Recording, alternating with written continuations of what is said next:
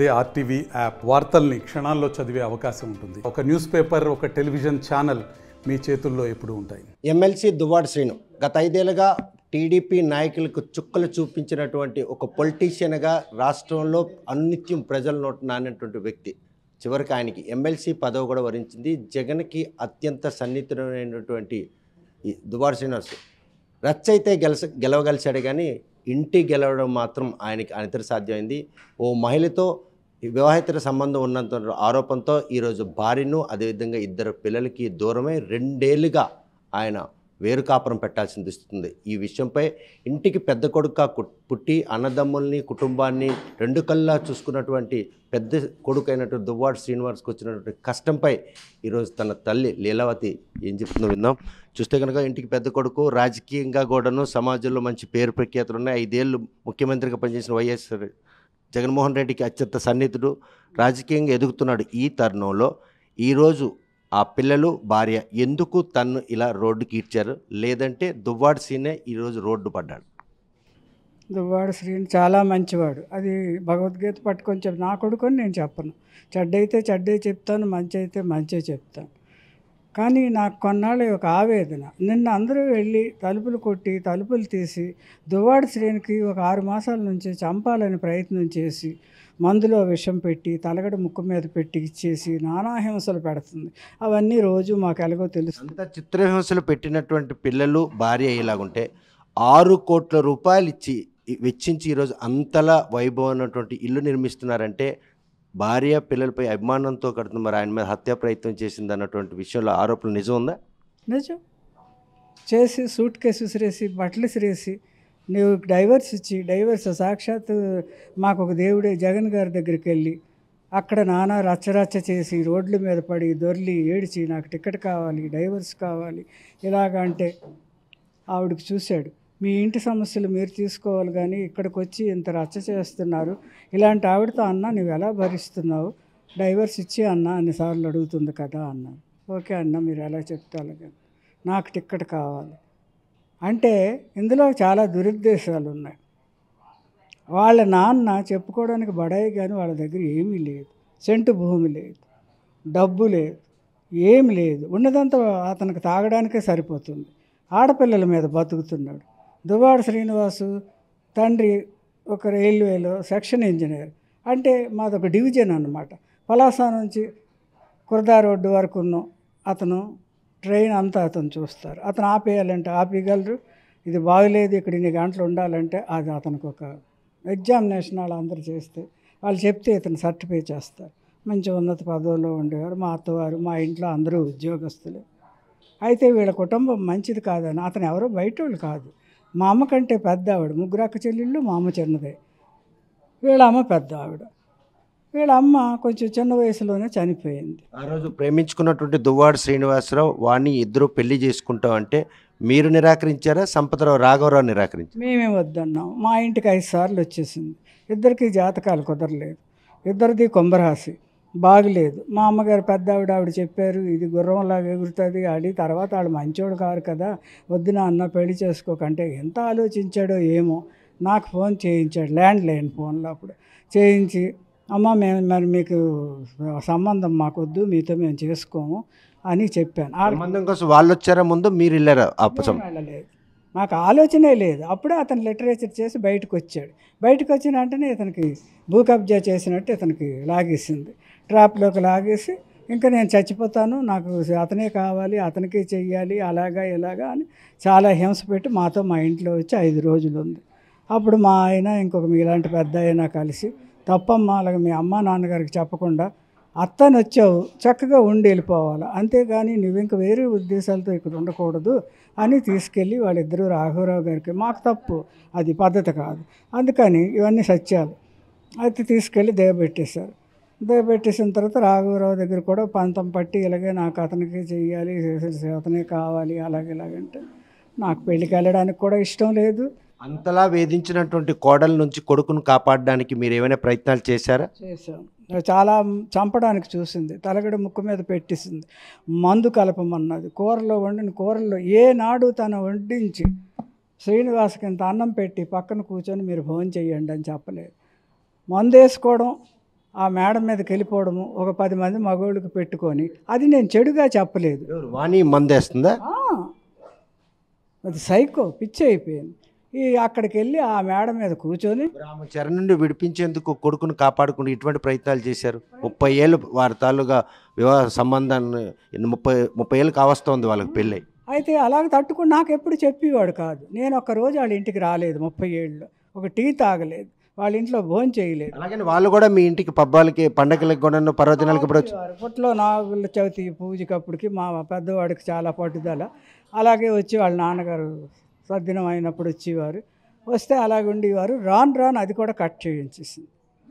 ఇప్పుడు దగ్గర 20. ఆమె చెప్పడం ఏంటంటే మమ్మల్ని ఎప్పుడు కూడాను వారు కన్నారింటికి తీసుకెళ్ళలేదు, పిల్లలు కూడాను వాళ్ళ నాన్నమ్మ గారు వెళ్ళి అంటే తెలియదు. ఇదంతా బ్రాడ్. అయితే ఒక భగవద్గీత పట్టుకొని ఎవరైనా అబద్ధం చెప్తారేంటి చెప్పండి?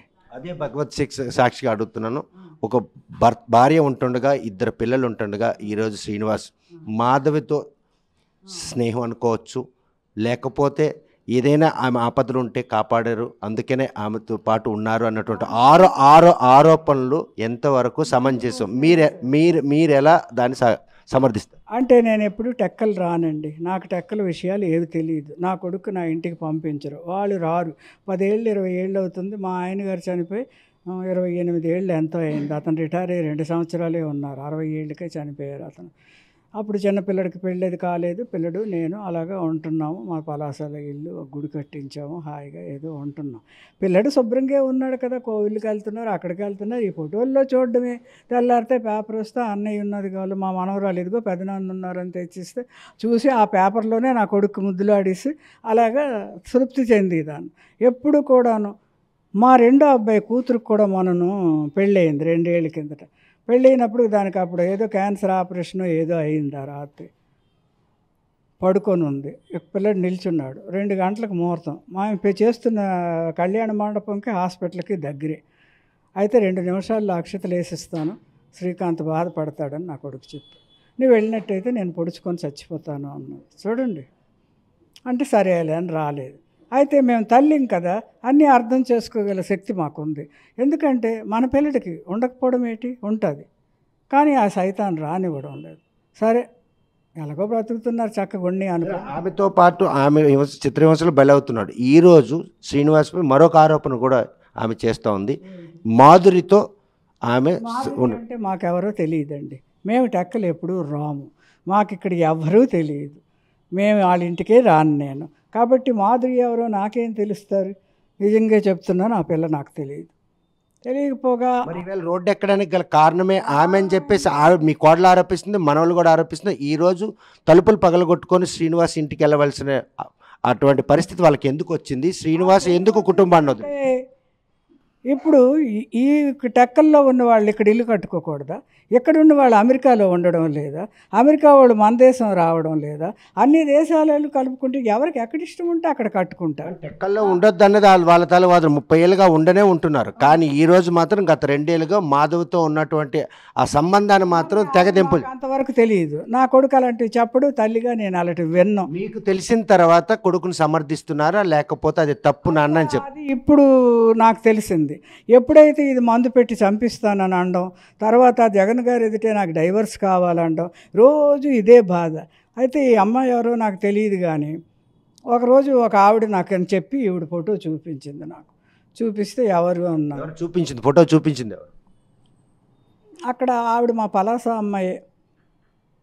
అత్తమ్మ ఇదిగో ఈవిడే మాధురి అంటారు, చాలా కామెంట్లు, వాళ్ళందరూ ఈవిడికి స్నేహం, మనకు మంచి ఓట్లు పడతాయి.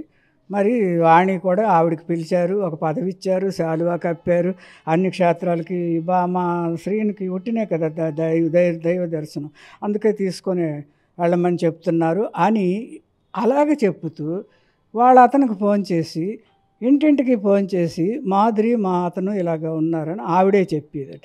మాధురి ఎవరు? శ్రీనికి ఈ వయసులో ఇదేంటి, చదువుకోలేనుడా, మూర్ఖుడా, తాత అవ్వాల్సిన వయసులో ఇప్పుడు ఏంటి 60 years అయిపోతున్నాయి, నాలో సగం అయిపోయాడు, వాడు ఎందుకు ఇలాంటి పని చేస్తాడు, ఎప్పుడూ లేనిది అని అనుకొని, తల్లిగా కాదు అనుకున్నాను నేను, వాడి మనస్తత్వం. బాధపడిన క్షణం కొడుకును మందలించాలనే ఆలోచన వచ్చిందా అని నేను మరి అది ఎంతవరకు నిజమో నాకు తెలియదు కదా. అయినా నాయన నువ్వు ఇలా తిరుగుతున్నావు ఏంటంటానికి అది నిజమో అబద్ధమో ఆవిడెవరో ఈవిడెవరో నాకేం తెలియదు. తెలియకపోతే మా పిల్లలకు అడిగాను, ఏంటి నాయన మాధురి అంటే ఎవరు ఏంటి, ఈ మధ్యన ఏదో చిన్న పుకారు వినిపిస్తుంది కదా అంటే, మనకి తెలియదమ్మా టక్కలి, కానీ కొంచెం వాళ్ళు మంచి ఫ్యామిలీయే. దివ్వల గౌరయ్య గారు మా పిల్లడు అడ్వకేటే కదా, దివ్వల గౌరయ్య అని ఆయన చాలా పెద్ద అడ్వకేట్.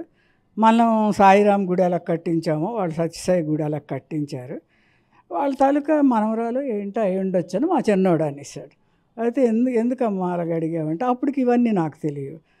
అంటున్నారు కదా ఎవరు వాళ్ళు ఏంటి అనేసి అడిగి సూరుకున్నాను నేను. ఇలా నడుస్తుంటే ఈవిడే అతనికి ఫోన్ చేసి మీ ఆవిడ మా శ్రీని గారు తిరుగుతున్నారు అనగానే అతను నమ్మేసి నువ్వు ఎంత ఇష్టపడుతున్నావో కదా ఇంకెందుకు నువ్వు నాకు అక్కర్లేదని ఆవిడకి డైవర్స్ ఇచ్చేసారు. డైవర్స్ ఇచ్చేసి ఇక ఆవిడకి ఇంటికి వెళ్ళి చెప్పడం అంట, మాధురికి డైవర్స్ వాళ్ళు భర్త ఇచ్చారని చెప్పారా మీకు? ఇచ్చేసారట. ఇచ్చేసి అతను అన్నారే కదా వెళ్ళిపోయారు. వెళ్ళిపోయిన తర్వాత ఈవిడ అలా ఏడ్చుకొని బాధపడి అంటే చెప్పుకోవడం నాకు తెలియదు కదా. ఆ తర్వాత ఇప్పటికైనా వాస్తవాలు మీకు తెలుసా అసలు దువ్వాడ శ్రీనికి మాధురికి ఉన్నటువంటి సంబంధం ఏంటి, ఆవిడని ఏ కష్టాల్లో దువ్వాడ శ్రీని ఆదుకున్నారు, దువ్వాడ శ్రీని అనుకుని ఆవిడ ఎందుకు నమ్ముకుని ఉందన్న విషయాన్ని ఇప్పటికైనా ఎవరైనా మీకు వాస్తవం చెప్పారా? వాస్తవంగా నాకు ఎవరు చెప్తారు, నేను ఎక్కడికి ఎవరితోనే ఉండను. ఇంకా ఆరా తీయాలి కదా. ఈవేళ శ్రీనివాస్ కొడుకు వచ్చిన కష్టం కోసం ఈరోజు రోడ్డు మీదకి వచ్చారు. 30 ఏళ్ళుగా వాళ్ళ ఇంటి గడప ఎక్కలేదు సరే కదా. కనీసం వచ్చాను నిన్న జరిగిన సంఘటన కోసమే. నిన్నను పిల్లడు ఎక్కడికి వచ్చాడో అది కూడా నాకు తెలియదు. శ్రీకాకుళమే వచ్చాడు, విజయనగరం వెళ్ళాడు, వైజాగ్ వెళ్ళాడు. అతను 8కి వచ్చాడు, 9కి వచ్చాడు. వచ్చినప్పుడు ఒక కట్టర్కి తెచ్చి అదంతా కోయించేసి తలుపులు పగలగొట్టేసి. అంత అవసరం ఏమొచ్చింది? తండ్రి దగ్గరికి వెళ్ళడానికి కూతురును, భర్తడానికి వెళ్ళడానికి భార్యకి ఎందుకు అంత అవసరం? కట్టర్తో తలుపులు కొట్టుకోవాల్సిన అవసరం వచ్చింది అంటే వాడికి చంపేస్తామని పిల్లలే ఎక్కువ కర్రలు పట్టుకొని అక్కడ మా ఇంటికి వచ్చారు, నాకు కొట్టారు, మా కిటికీలన్నీ పగలగొట్టారు. ఆ రోజు పలాస వచ్చినప్పుడు మనవాళ్ళు మీతో ఏమని అడిగారు? అసలు నాన్నగారు తల్లి తప్పని చెప్పడానికి వచ్చారా లేకపోతే ఆస్తి విషయాలు దేనికోసం వచ్చారు ఆ రోజు మనవాళ్ళు ఇద్దరు? మనకు తెలియదండి. నేను టీవీ నా రూమ్లో నేను చూసుకుంటున్నాను. నాకు 10 ఏళ్ళు మనవరాలు ఉంది. ఉంటే అందులో నేను అక్కడ ఉన్నాను. తర్వాత గబగబ వచ్చి పాప ఇలా తొంగి చూసి గ్రాణి ఏంటి ఇలాగ ఇద్దరు అయింది అక్క నవీనక్క మన ఇంటికి వచ్చి పెద్ద పెద్ద కేకలేసి గేటు దగ్గర తిడుతున్నారు. ఎందుకమ్మా తిడుతున్నారు ఏంటైంది అంటే మా కోళ్ళు గబగబా వెళ్ళి చూసింది. అవునండి నిజమేనండి బాగా పోల్చేసింది మనకంటే తెలివైందని ఏదో జోక్ చేసి అలాగే 4 మెట్లు దిగి కిందకి వెళ్ళా. అప్పుడు గన్మ్యాన్కి తోసేసి అందరికి తోసేసి కుర్చీలు తీసి టికీల మీద ఎవరెవరు వచ్చారు ఆ రోజు? అయింది నవీన ఇది కూడా వచ్చింది. మేము సాయిరాం మందిరం ఒకటి కట్టించాం పెద్దది. మీ మనవరాలు అంత దుందుడుకు చర్య వాళ్ళ అమ్మ తాలూకు ట్రైనింగా లేకపోతే వాళ్ళ నాన్నకు మంచి ఎఫెక్షన్ కదా ఇద్దరు కూడా? అంత ప్రేమగా చూశాడు కాబట్టి వాళ్ళు అలా చేస్తున్నారు. ఈనాడు వానికి కావాల్సింది ఏమి లేదు, డబ్బు డబ్బు డబ్బు రాజకీయ కాంక్ష. ముఖ్యంగా వాళ్ళ తండ్రి ఒక వార్డు మెంబర్ కూడా కాదు, వాళ్ళ ఇంట్లో రాజకీయం లేనే లేదు. ఈవిడికి ఏంటంటే ఎవరైనా ప్రపంచంలో భర్త ఎదిగితే భార్య చూస్తుంది, బిడ్డలు సంతోషపడతారని ప్రతి ఇంట్లో అనుకుంటారు. ఒక ప్రమోషన్ వస్తే మేము ఎంతో సంతోషపడిపోయేవాళ్ళు. ఆ నాన్నకు మళ్ళీ ప్రమోషన్ వచ్చేసింది అలాగలిగా. మా వెర్షన్లో అలాగుంటారని అనుకున్నాం కానీ ఇలాగని మాకు తెలియదు. తెలిస్తే మా నాన్నకే ఇది ఉండాలి ఒట్టినే లేని గొప్పలు చెప్పుకొని దొరని అదని ఇదని. ఈవేళ నాకు కామెంట్ చేసిందట మా అమ్మకట 20 మందితో మా అమ్మ వెళ్ళి స్వర్గంలో ఎక్కడో ఉంది 12 ఏళ్ళే వెళ్ళిపోయింది ఆవిడతో కన్నానట. సరే భగవద్గీత పట్టుకున్నాను ఇప్పుడు మరి ఆక్షేపం లేదు నిజం చెప్ప. కొడుకు వచ్చినటువంటి ఈ కష్టం నుండి గట్టెక్కించాలంటే తల్లిగా ఏదైనా మార్గం వెతుకుతున్నారా లేకపోతే ఏదైనా సూచన చేస్తున్నారా? ఆయన చేసిన తప్పు అని చెప్తున్నారా లేకపోతే కోడలు మనవాళ్ళు చేసిన తప్పు అని ఏమైనా చేసింది తప్పు కోడలు తండ్రి తప్పు ఇదంతాను. ఈయన ఎవరు రాఘవరావు వాళ్ళు 3 అక్క చెల్లెళ్ళు. అందులో పెద్ద ఆవిడ మా పెద్దమ్మ గారు అబ్బాయి అతను, లాస్ట్ మా అమ్మ. అయితే ఇప్పుడు ఈవిడ తిట్టిన తిట్లకి ఎంతవరకు అత్తకు గౌరవించిందో చూడండి. సరే దానికి ఏముందండి, ఇక తిట్టిస్తే మనకి ఏమైనా బాధ కలుగుతుందా? ఇంకా భగవంతుడి మీద నిర్ణయం వదిలేయాలి. ఇప్పుడు అక్కడ రాలి పేలిపోతుంది అక్కడ. నేను ఇవన్నీ ఇచ్చాను కదా, ఎంతవరకు నేను బయటకు రాలేదు, నాకు ఇరుగిల్లు తెలియదు పొరుగిల్లు తెలియదు, పిల్లలు నేను నా జీవితం. బాహ్య ప్రపంచంతో సంబంధం లేకపోయినా కొడుకు వచ్చినటువంటి కష్టాన్ని కష్టం నుండి గట్టెక్కి బయటకు వచ్చారు. ఇప్పుడు ఈ ఘట్టం నుండి బయటికి వచ్చాలంటే ఆయన చేసిన తప్పును ఎత్తి చూపుతారా లేకపోతే ఇద్దరు వైపు నుండి మాట్లాడతారు? తప్పు చేయలేదు, అంతా కోడలు చేసిన డ్రామా ఇది. గడిగడికి ఆవిడకి తెచ్చారట, కలిపారట, అన్నీ చేశారట. మళ్ళీ ఆవిడ మీద దుష్ప్రచారం చేసి ఆవిడకి ఈవేళ నేను చూశాను. ఇవన్నీ అటకాబుర్లేనా? మీకు ఏమైనా వాస్తవాలు తెలుసా? వాస్తవం ఈవేళ ఈవిడికి చూశాను నేను.